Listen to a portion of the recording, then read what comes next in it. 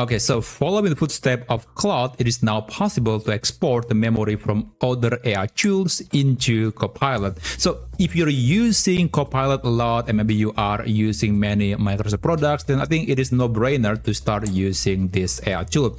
But if you happen to already using some tools like ChatGPT, Gemini, or Perplexity, and you want to migrate the memory into this platform, then it is actually a very simple thing to do.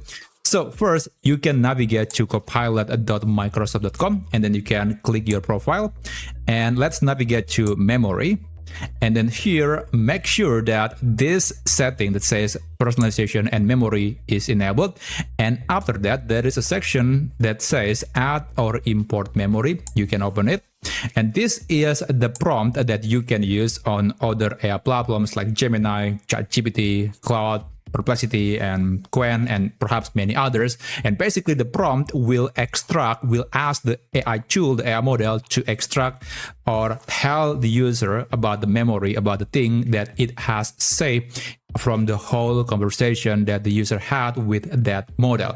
So I'm going to copy this. And again, you can open ChatGPT or you can open Gemini. But in this example, I will use Claude AI.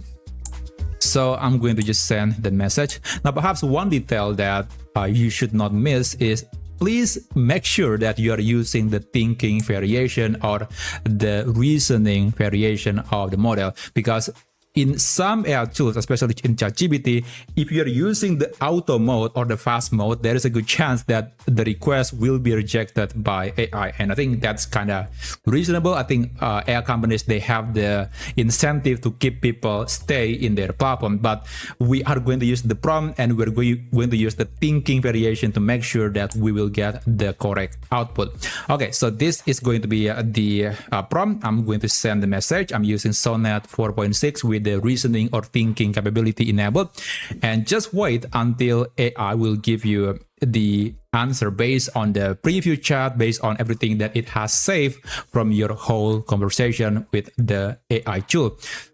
Okay, there you go. I got this answer from Claude. Just wait until it finishes. It might take quite a while.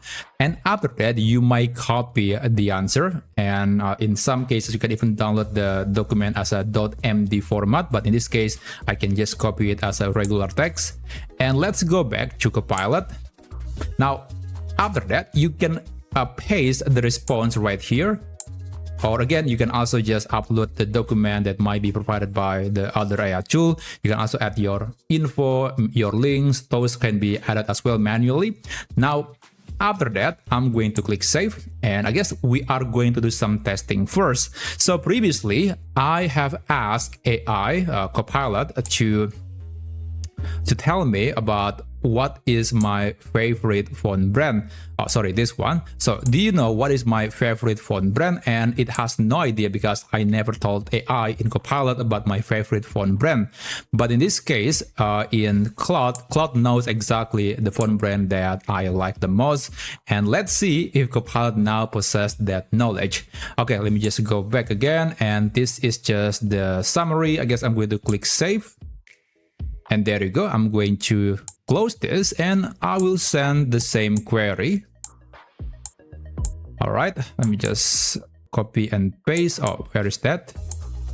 Right, send message and let's see if we can get the correct info. And there you go. Yes, you have told me before that that Google Pixel is your favorite phone brand. Yeah, that's the correct answer. And previously, again, it wasn't able to know exactly my favorite phone brand, but this time around, it got the answer right.